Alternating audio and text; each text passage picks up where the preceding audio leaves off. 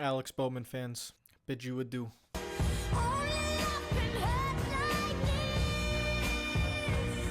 I'm sorry. I feel bad for you guys. Genuine. I'm not trolling. I feel bad.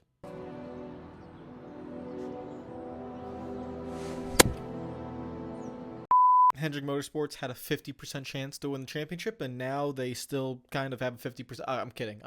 I'm not trolling. All right, listen. You guys know I don't hate anyone. I'm sorry. So don't get angry at me. You dislike the video already. It's fine.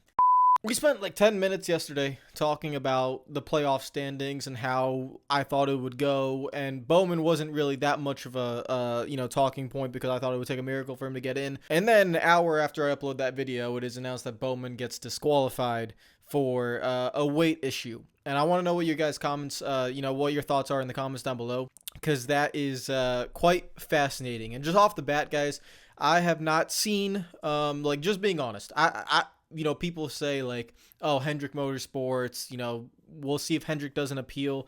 It's 12 o'clock by the time I'm recording this. Hendrick Motorsports haven't come out with an announcement yet if they will appeal or not. They might appeal, they might not appeal. But if they do appeal, I'll be honest, I've never seen, honestly, in any motorsport that I've been watching, I'm talking like all of them, not just NASCAR, but like, Formula One and, IndyCar and all this. When there is a weight issue, when the car is actually underweight, because what's the easiest way to make a car faster, right? It's to make it lighter. That's the easiest way to make a car faster. But when there is a weight issue and you end up getting disqualified or you end up failing post-race inspection, whatever it may be, I don't think I've ever seen it get overturned. So I would be honestly, just being honest, I'll be very, very genuinely shocked that if Bowman and Hendrick Motorsports were able to, I don't want to even say Alex Bowman's name because he's not really involved in this. It's the 48 team and Hendrick Motorsports. If they get their appeal, granted or whatever might happen, then maybe they're back in the round of 8. I've seen some crazy stuff specifically around the Hendrick Motorsports. I mean, we're talking about an organization that literally got a 13th playoff driver in because of a situation back with Jeff Gordon, over 10 years ago. So when it comes to Hendrick Motorsports, the top dog of NASCAR, I never count anything out. I think there's, people joke about the paycheck that Hendrick might, put forward. Listen, I'm not saying that's going to happen. I'm just saying there are some crazy things that have happened regarding Hendrick Motorsports. But this is really, and I posted this tweet yesterday, this is really a black and white situation. You are either underweight or you are not. Denny Hamlin, I don't want to use the clip because I got copyrighted last time I used Dirty Mo Media, so I don't want to use the clip. But if you go look on Twitter, Denny Hamlin from Dirty Mo Media, they were talking about it on his podcast. They're asking Denny, is there any way, this could have happened because of this incident on the racetrack where early in the race, this is stage 1, early in the race, Alex Bowman jumps over the turtle curb, the second turtle curb coming to the start-finish line, and his car just launches in the air and then it comes smacking down. There's an onboard camera where if you're riding with Michael McDowell and you could see parts fly off of the car, but you can't really make out what the parts are. Were they laying on the racetrack? Honestly, probably not. I'm guessing NASCAR probably cleaned it up during a caution, wherever those parts might have landed, where they may be. When under a caution, obviously NASCAR's safety crews and everything, they go around the track and they'll pick anything up. Even if it's kind of off the racing line, they will pick up some debris here or there. So that was one theory that did that happen. Now, Alex Bowman would go on to win Stage 2. He ran pretty well in Stage 2, and Larson and SVG and Allmendinger and these guys that were competing for the win, they decided to pit. So Bowman stays out and he wins Stage 2. So the car was still performing well. And then the final stage, he's restarting in the back kind of with Reddick, with Hamlin, with Elliott, with Logano. Well, not Logano was already up front, but Reddick, Hamlin, Elliott, these guys are back there, and Bowman did not go anywhere. He did not make up any positions, and he was really struggling, and he came home just inside the top 20. So it's kind of tough to tell. This car, in NASCAR comes out, and they basically explain that the car is too light, and they gave the teams every opportunity, to get it back on weight. They allowed the team to refuel the car. They allowed the team to refill all the water. Yeah, so unfortunately, when we were running the 48 through, it didn't pass the minimum weight specs. So we pulled the car off to the side and we allowed them to fuel it, which they already did. We let them fuel it again. We let them run the pumps to make sure all the pickup boxes were full. We give the teams every opportunity to try to meet the minimum weight. We also have plug in the water and run the water through the system to make sure they're full of water. And then we rescaled it. It still didn't meet the weight. We backed it off and we run it across one more time just to confirm the weights were accurate. And unfortunately, they did not meet the minimum weight. They are allowed a 0.5% of a weight break, which is about 17 pounds, give or take. That is what they're allowed, and it was more than that. It wasn't even underweight by just a little bit. They were underweight by, over basically 17 pounds, which is a lot. So, it's very confusing to see how that happened. And obviously this car, passes pre-race inspection along with everybody else, and then it's the only car that is underweight, and that's significantly underweight. It's not like a Formula One issue, where in Formula One you have a weight limit, and usually if you fail the weight limit, I know George Russell failed a weight limit earlier this season when he won a race, right?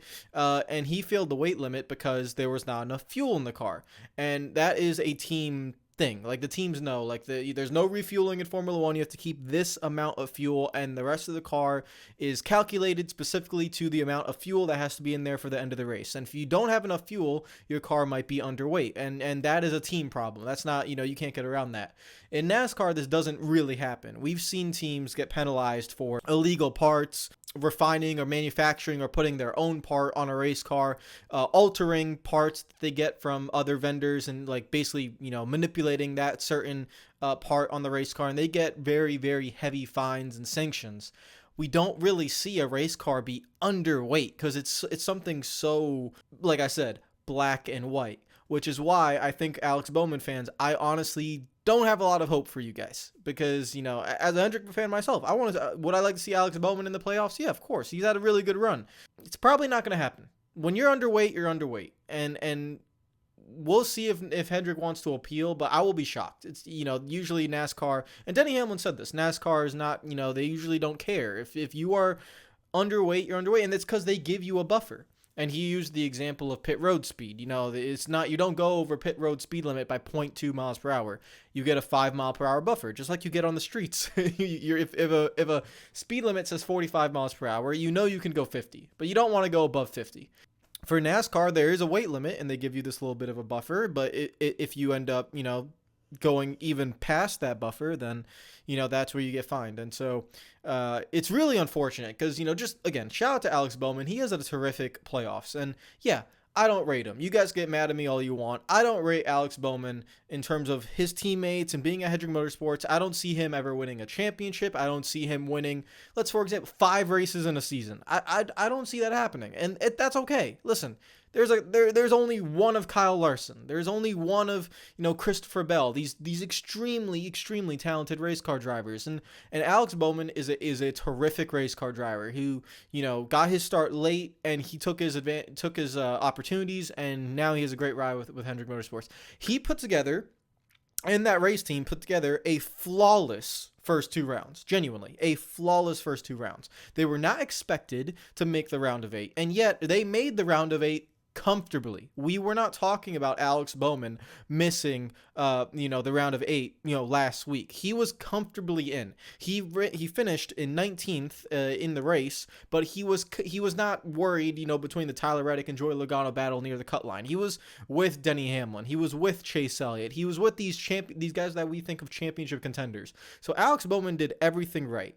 And where I feel really bad, and I feel like this is really harsh for the 48 team and for Bowman, is that I do believe, honestly, in my heart of hearts, I do believe there was absolutely no intention here. Alex Bowman and that 48 team did not purposely set that race car to be that significantly underweight by whatever it might be, 20 pounds, 30 pounds, however it might be. It was not 1 pound. It was not 2 pounds. It was not 3 pounds. It was, if you go to the gym and you pick up a 25-pound plate, that is how much it was underweight. That's not normal. It's also the same situation that we had earlier this year with Denny Hamlin. Denny Hamlin and the 11 team get penalized for a mistake that the TRD engine department made for removing the seal off an engine. Just this little seal, you're not supposed to remove it. They remove it, they get in trouble. They get a points penalty. They got a playoff points penalty. They get a massive fine. People get suspended, and yet it was a mistake. No one did that intentionally. There was no benefit of performance. It was just the race-winning engine from Bristol earlier in the season, and they were not supposed to break the seal on the engine. It's NASCAR protocol, and unfortunately, the Toyota Racing, unfortunately, an employee must have gotten mixed up, and it made a mistake. Here, same thing. Bowman is on the racetrack. The team brings the car. The car is, Kyle Larson, his teammate, is literally flying at the front of the field. Larson's car passes pre-race, passes post-race. Bowman is not as fast as Larson, not as fast as Elliott, not as fast as William Byron throughout the majority of the race. And, he's the one that gets penalized. He's the one that gets disqualified. He's the one that gets eliminated. And yet, again, there was no performance gain on the racetrack that we could see. Even if that part comes flying off of the underneath of the car, we've seen, especially with Tyler Reddick, he was 4 seconds off the pace. Like if you damage the underneath of your car, if parts come flying off of your car, let's just say hypothetically that is what caused this car to go underweight. It still suffered damage, and it is still not operating at 100% of what the car is capable of. So this is like the cruelest way to do basically 6 weeks, and you've been borderline flawless. You've finished in stage points every single stage. You won a stage at the Roval. You're not near the cutoff line. You're not expected to be here. Now you are with Kyle Larson, Christopher Bell, Tyler Reddick, who's the regular season champion who struggled, by the way, William Byron, Chase Elliott, Ryan Blaney, Denny Hamlin. These are the stars of the sport. This is the top level. And people, a lot of people don't rate you. And a lot of people don't view you as that superstar. And Alex Bowman knows it himself. He talks about it, how he's looked at as the bad one out of the group of the 4 Hendrick drivers. And he does everything right. And then he gets disqualified for something that the team and himself, I can guarantee you, had no purpose intent to cheat or to have that car under the weight limit. That's where I feel really bad. And I felt for Denny Hamlin. And a lot of people, it's like they laughed when Denny Hamlin got penalized, but Denny Hamlin was probably sitting at home with his family when that happened. Chris Gabehart was probably eating dinner that night when that happened. They had nothing to do with it, and yet they are the ones that get penalized, the ones that get suspended, the ones that have, Joe Gibbs Racing has to do the fine. They lose the playoff points, and Denny Hamlin is under the cut line right now. If he didn't have that penalty, maybe he wouldn't have been. Maybe he would have been competing for the regular season championship. All these things, it's really unfortunate. So I think this penalty is extremely harsh, but yet I don't see how it changes. It's not going to change anything. He's going to be out of the round of 8 because it is black and white. The car is underneath the weight limit. So let's pull up the new playoff standings, because now the new playoff standings has Joey Logano instead of Alex Bowman, and he's minus 11. He's still 8th in terms of the round of 8, but he is minus 11. Logano has been struggling all season. Logano has not been fantastic. He has not had the speed, and that goes to his teammates as well. Ryan Blaney, who we expected maybe after winning the championship last season, showcasing all that speed, maybe this will be the year Ryan Blaney gets like 4 wins, 5 wins, 6 wins. Nope, Penske Racing has not had the speed. Logano has not had the speed. If it's not been, I saw a tweet saying that the last time Logano won a race on pure speed, and it was not at a plate track, was back in 2022. And so it's been a while since Logano's really, showcased that speed, and yet he is now in the round of 8. Will he be able to do anything? I'm never going to doubt Joey Logano. Joey Logano is, even though he's been in the sport for goddamn knows how long, it's been forever, he's still in his prime, and I still expect him. Honestly, I look at Logano and I view him as a superstar. I don't view him as you hold up Bowman versus Logano, and I feel like most of us will say, yeah, okay, Logano is the champion. Logano has more race wins. I would say Logano is the better race car driver. So just off the top of my head, like, all right, you asked me who's going to be in the round of 8, Bowman or Logano. It'll probably be Logano. Based off of this season, yes, it's Alex Bowman. He has scored the more points. He has the better average finish. He has the more stage points. He has had the flawless run in the playoffs so far. He has showcased more speed than the 22 team has for the majority of this season.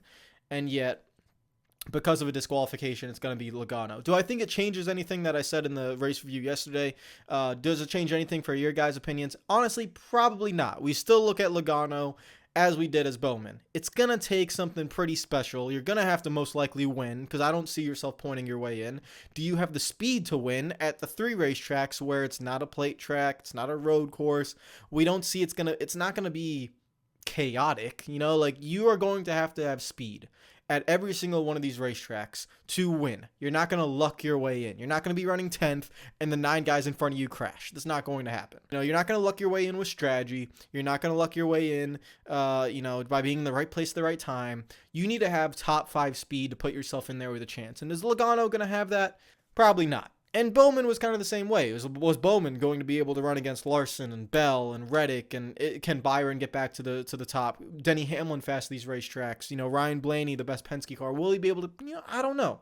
It doesn't really change anything there. But what do you guys think about this penalty? I just think it's really harsh because, like I said, they can't do anything about it, man. That's the most frustrating thing, is that they can't do anything. They can appeal, but man, you just know deep down there was no intention there to be that much underweight. There was no performance gain to be that much underweight. So yeah, and that's probably kind of crazy. And as Denny Hamlin said, we're all uneducated. We don't know what happened. Only NASCAR knows exactly how much underweight they are, along with the race team. And maybe we're thinking too nicely. Maybe I'm thinking too nicely. Maybe it's not cheating. Everyone's trying to find an advantage, and if you get caught, then you're cheating. But all these race teams are trying to find an advantage, and did they just somehow completely miscalculate it? I guess it's a possibility, but it's probably not very likely. So what do you think of Alex Bowman, unfortunately, being disqualified from the race at the Roval and now missing out on the round of 8? We will see if Hendrick Motorsports puts up their appeal later today. I'm going to guess they don't. I don't really, maybe they can use that video of the Michael McDowell on board showcasing what flew off the car. Maybe, but this is probably unprecedented. I don't think we've seen a situation like this, so this is going to be fascinating to see how this plays out over the course of the week. I'm assuming by Wednesday you probably have an official statement of whether, if this is all done or not, because obviously they're not going to go into Las Vegas where Bowman doesn't know if he's going to be in the playoffs. And so yeah, for Joey Logano, this actually doesn't change much. Joey Logano was actually out of the drivers' playoffs, but in the owner standings he was in, because I think in the owner standing Tyler Reddick didn't make it, and it has something to do with in the owner standings something with, I think Larson won the owner standings regular season championship, so Reddick didn't get the 5 playoff points in the owner standings. So Logano actually made it through on the owners. Now, I know you guys don't care about that, but for them, for the teams, that's how they make their money, is the owners. That's the prize purse. So Logano was still going to race just as hard in the round of 8. But now, as a driver, he gets the benefit of being in the round of 8 and trying to win another championship. So we'll see how it goes. Take care of yourselves. Let me know what you think in the comments down below. Subscribe if you're new. Follow me on Twitter if you're not already, and let me know what you think in the comments down below. I think it's just a really unfortunate situation. It's like, man, once the race ends, that should be that. And it shouldn't. It just sucks when, there's has to be adjustments coming after because of, disqualifications that I don't think the team had anything to do with. So we'll see. Take care of yourselves. Enjoy the rest of the day. Peace out.